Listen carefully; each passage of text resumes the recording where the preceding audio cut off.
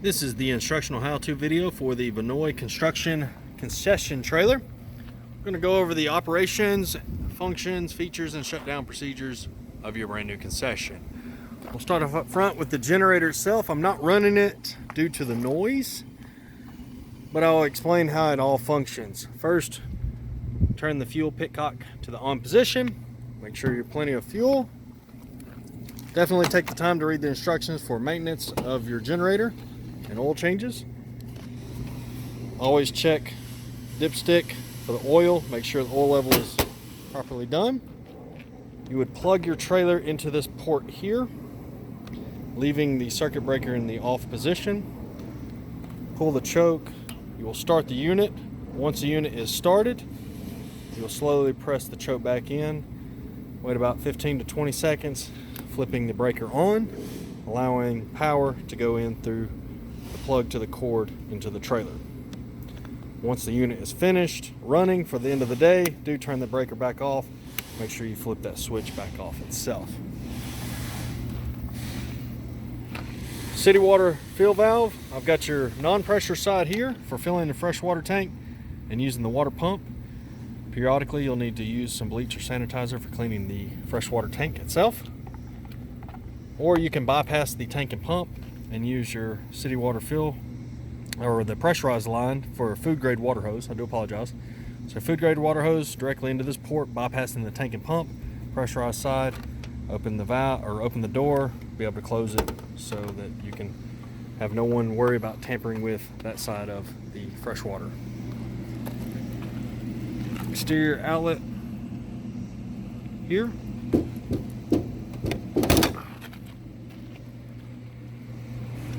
Light. 3 exterior lights here. Concession door flips up and stays up with the hydraulic shocks. Flip up counter. In the center point itself, once you get to 90 degrees, you will push up to get the pins to roll out where they will lock into position. As long as you feel that those tabs are in the outright position, you're ready to use the flip up counter. Crank jacks, you can use a 3/4 inch socket, an impact gun, but before you use those crank jacks, make sure that you scotch those tires in such a way that there is no movement once you lift up the trailer. If there is any slight movement, the weight of the trailer will have momentum that will fold those jacks and they will not be covered under any warranty.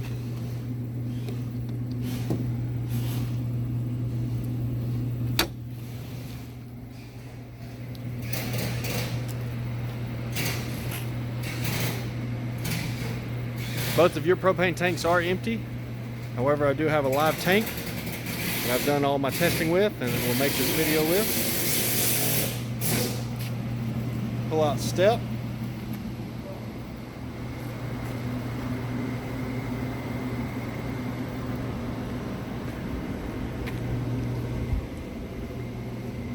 Wastewater valve. Remove the 3-inch cap. Pull this handle, which will release the contents from the wastewater tank. Once that tank is fully drained, you also have to put a 3-inch RV hose to go into the area that you're going to dump this in. Once that's finished, you would shut that valve back off, remove the hose, put the cap back in place.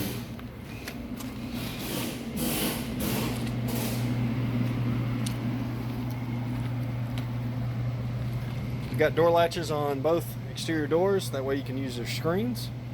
Mop sink in place. Water heater in place, plugged in at temp. Make sure before you plug that water heater in, you have continuous water flow going out of not only the hot water but cold water faucets as well.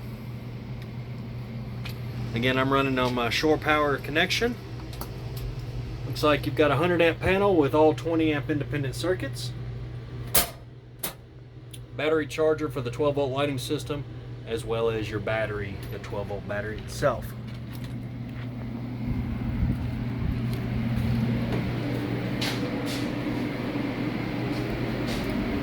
This is the plug here on the driver's side of the Vannoys.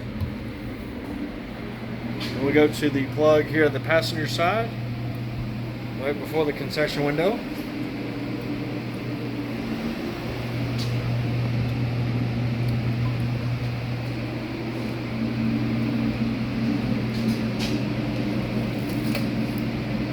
Got your sandwich prep at 37 degrees.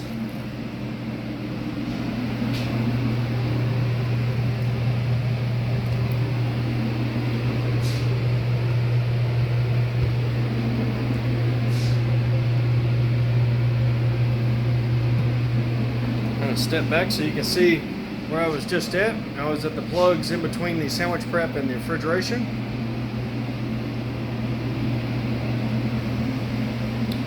Stainless steel upper shelf. So while using the sandwich prep, this unit can be maneuvered around, unlock the wheels after removing the strap. You'll be able to freely move the sandwich prep around as needed. Also for cleaning purposes for the condensers, as that is a big thing for the refrigeration itself. The techs will not come out and work on it unless it is mobile. Same thing for your fridge and freezer as well. They're on their casters, locked in place. Bottom strap will come up to about 18 inches on the doors.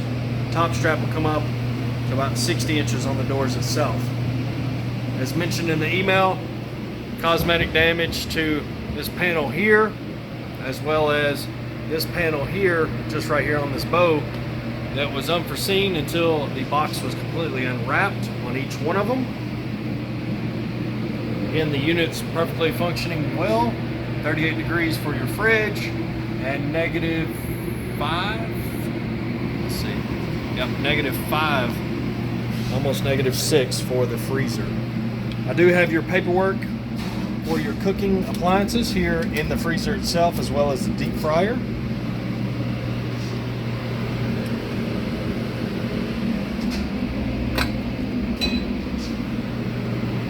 Paperwork for the fridge and freezer in the units as well.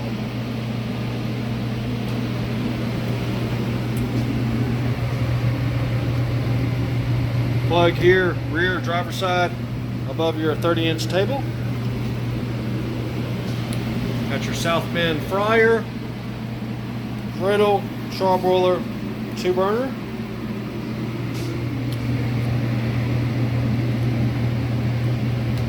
Exhaust fan switch for the hood system.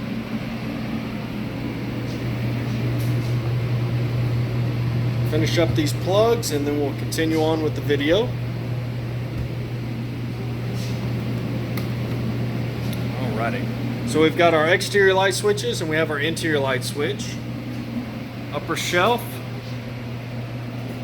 Stainless tables here at the entry door. Also we have water pump switch. I'll go ahead and show the hot water. Again, continuous water flow like you would see here before you ever plug that water heater in.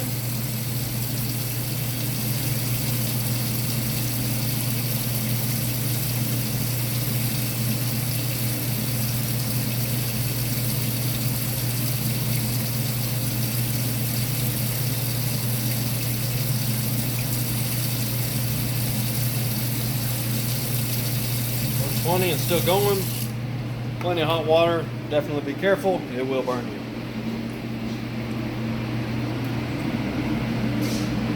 So we have our fire suppression system here that is live and ready to go. You will need to have your local fire suppression company and fire marshal come out and inspect and certify the system and tag it as well. None of the nozzles need to be tampered with other than a licensed fire suppression company. The filters are removable. Above those are heat sensors that only a licensed fire suppression company needs to work with. Filters are removable for cleaning purposes. You can use hot water and a mild soap. Wash, rinse, and thoroughly allow to dry before you put these filters back into place. When you put those back in place, you need to have minimal gap like so.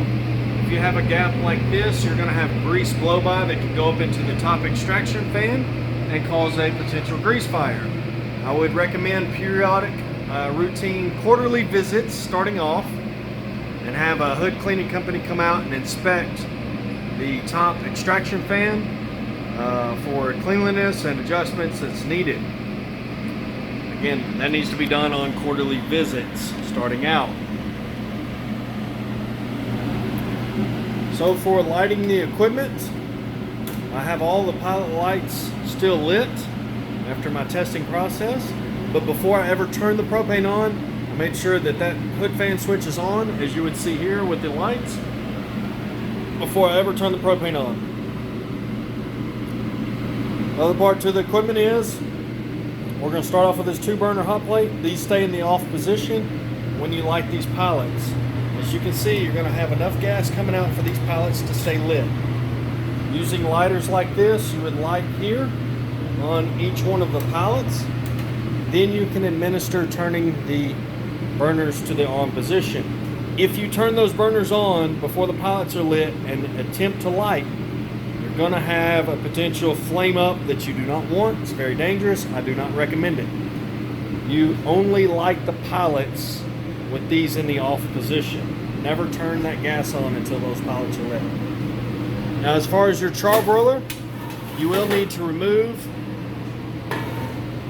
your grease catch pan or drip pan, and it's going to be the same situation for these. You will have to crawl down on the floor for this lighting apparatus. These stay in the off position. You will administer your fire to the bottom side. As you can see, those pallets lit. You have to get that flame just underneath each pallet. And because propane's heavy and it falls, again, just having that light down at the bottom, however you can get to it. Again, never, and I do mean never, turn these on until you can confirm that you have active pilot lights burning. Once you have those going, then you're good to go with turning your burners on. And at that point, this pan can go back into place.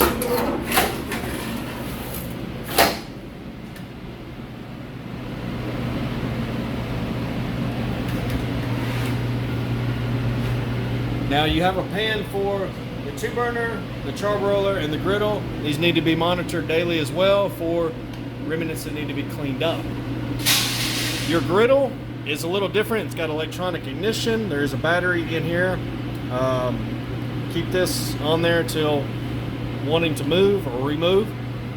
Same thing, stays in the off position. What I found with the griddle is you have to light both pallets, even though this button here, as stated in these instructions, controls this burner and this burner. This burner has to be lit with the pallet as well for any of it to work. So what you do by following these instructions is push and hold here. While holding here, you have to administer your igniter, which is that button there. There's one on this side too, somewhere. There it is, you see it? So you'll press and hold, hit your igniter at the same time. Once it's lit, continue to hold this button in for a few seconds. They're saying 45 seconds.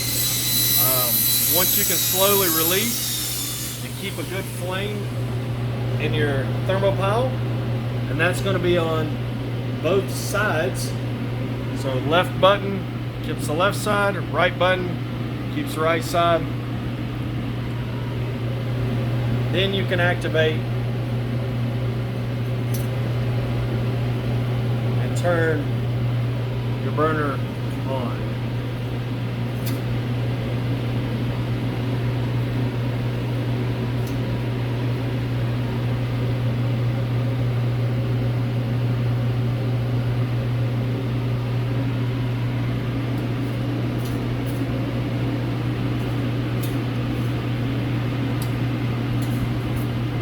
Make sure when you're done, go ahead and turn those all back to the off position. For your deep fryer, I'm going to show you the functions of it, and I'll turn it off and show you how to light it. As you can see, your thermopile is lit. This on to the red dot. We have thermostat control.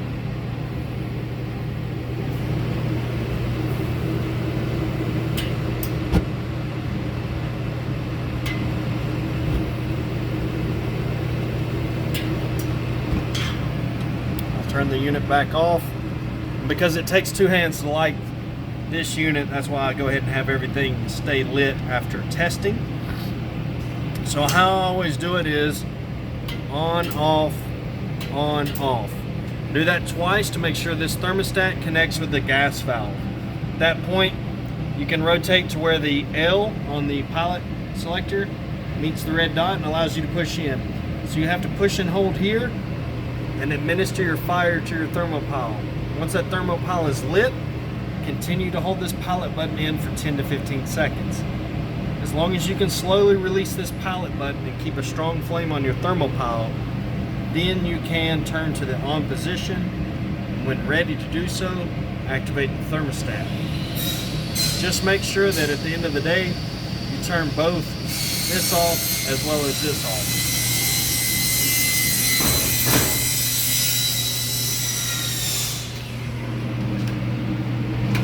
That is how you safely light your equipment. Again, as always noted, equipment needs to be in the off position. When finished for the end of the day, it always needs to be in the off position before starting the day. You need to have the extraction fan on as well. There's a couple reasons for the extraction fan. One, again, as I mentioned, propane's heavy, it's going to fall.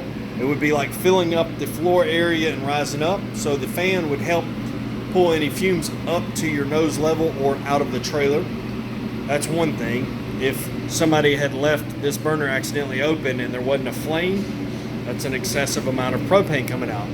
Secondary is burnt propane produces carbon monoxide, which is fatal. It can, if it doesn't kill you, it'll put you in the hospital. That's one part of why you would want to have your extraction fan on. Secondary is do not use this as any heat source whatsoever. The heat sensors behind those filters, if they get too hot, they pop. Everything in this red tank is going to come emitting out of the nozzles and shut your business down for a couple of weeks and cost you a few thousands of dollars in getting that fixed. So definitely do not want that to happen whatsoever. And the end of each day before transit, always turn that gas valve back off, as well as the tank itself. Your tank is the same setup. It's how you safely operate your equipment and shut down your equipment. Now, as far as startup, what I do want to do is I'm going to close this door. And if we were going through startup here itself, as we see, all the equipment's off, the hood fan's on. If you're going to catch a potential for a leak from transit, and I say this because your gas piping runs down and hugs the frame of the trailer, that is on both sides. Regardless if you're using the passenger side tank or the driver's side tank, you're only going to run one tank at a time. The most important thing you can do is pay attention to your regulator or regulators. Whichever one you're igniting or turning on is what you need to pay attention to. The utmost important thing you can do. When you turn this gas on at your tank, pressurizing the line to this valve on whichever side, if you will listen to your regulator, when you turn this on, you should hear the line charge itself. Initially, it's going to be nothing more than shh. If you have continuous gas flow coming through this regulator, immediately shut it off. The point of that being is everything is in the off position. The system is sealed. Other than those pilot lights, the minute amount you can never hear. But if you have rapid gas flow coming through, any road debris that you might run over that you didn't notice, whether it be a pothole, a tire from a car, a rock, a block of wood, anything, it can hit, pierce, damage, break the pipe, however it is. If it breaks that pipe, you shut this off and you contact your local gas company to come out and inspect and fix, repair.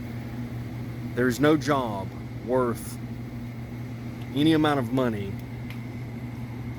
bypassing and not paying attention to your regulators. Again, the most important thing you can do is listen. Make sure there's nothing more than the line charge. If you have rapid gas flow, you cut it off. No business is worth that. The danger's in behind it, because if there is a pipe that is broken underneath the trailer and that gas is building up and any spark goes under that trailer, you're sitting on top of a bomb. Plain and simple. Propane is highly explosive. The flash fire is so fast and immediate, you wouldn't know what happened. So again, initial, nothing more than shh, and that's it. You have rapid gas flow, cut it off, contact your local gas company, come out and fix that.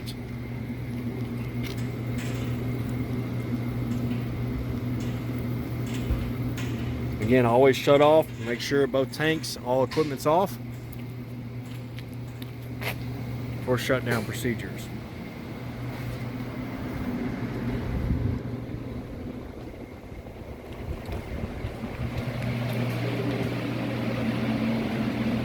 Now that the gas is off, you can turn the extraction fan off. It's no longer needed. If you open your roof vents for fresh air to come in, just make sure that you close them thoroughly so that no crosswinds damage or break them, as that can happen in transit. If you choose to, you can turn off your refrigeration by simply turning the buttons off itself. So right before my phone cut off because of overheating, I was explaining cutting off refrigeration, simply turning the switch off, closing that lid back down on both of those. I went ahead in the meantime while my phone was cooling down and strapped the fridges back in place. Obviously there is key locks, but those key locks, if you had this fridge full and turned a corner, that door could open up. That's the reason that we also use the strapping at certain points to be able to secure that refrigeration going down the road. Those D-rings are mounted into the beams in the walls for pressure point purposes. Same thing for the sandwich prep. Before leaving and moving in transit, right, to strap it back in place. Make sure any loose items that are on any shelving or countertops are put in a safe place for transit. Same thing for these drip pans. They can maneuver around. The grates for the charbroiler and the grates for the 2-burner as well.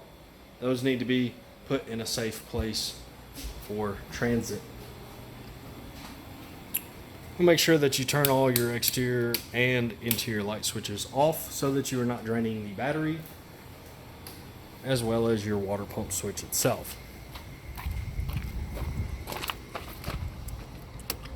Make sure that you don't pull on the doors. You just lift those up, be able to shut that door, bar latch it, or lock it in any means necessary. Again, removing your waste hose after closing the valve and putting the cap back in place. If you do use the crank jacks, pull those to an upright position. Make sure that you disconnect your power source, whether it be shore power or your generator itself. Do take the time to read all your manuals for your equipment for proper maintenance and cleaning. Also, once a year, you will need to remove this cap with a flathead screwdriver. There will be a rubber cap behind that that needs to be removed to get to the grease zerk fitting for each wheel hub. You will need to apply grease to that once a year. If you would like to do twice a year, you can do so. That way you have long-lasting bearing life. Always make sure that you have adequate air pressure in the tires, as well as making sure that those lug nuts are torqued to 120 foot-pounds for each one of them every time this unit goes into transit. You also want to make sure that you put your pull-out step back in a fixed position so that it doesn't get hit by anything. As always, make sure that all tail lights, blinkers, running lights, brake lights, all lights are functioning properly before transit as well. For the flip-up counter, it's in reverse form. You're going to press back upward. That allows those pins to unlatch and allow that counter to fold down. Then you will latch and put a pin at least in one of them, if choosing to do so, 2 of them, or locks for transportation. We thank you for taking the time to view this video. We make these videos to help show the customer their product before they get to our location. Also to help those that have never lit any of the equipment to be able to do so in a safe manner. Safety first, for sure. If you do have any questions or comments, do not hesitate to reach out to us at any time. We'll be glad to assist in any way. We thank you so much for your business and wish you the very best.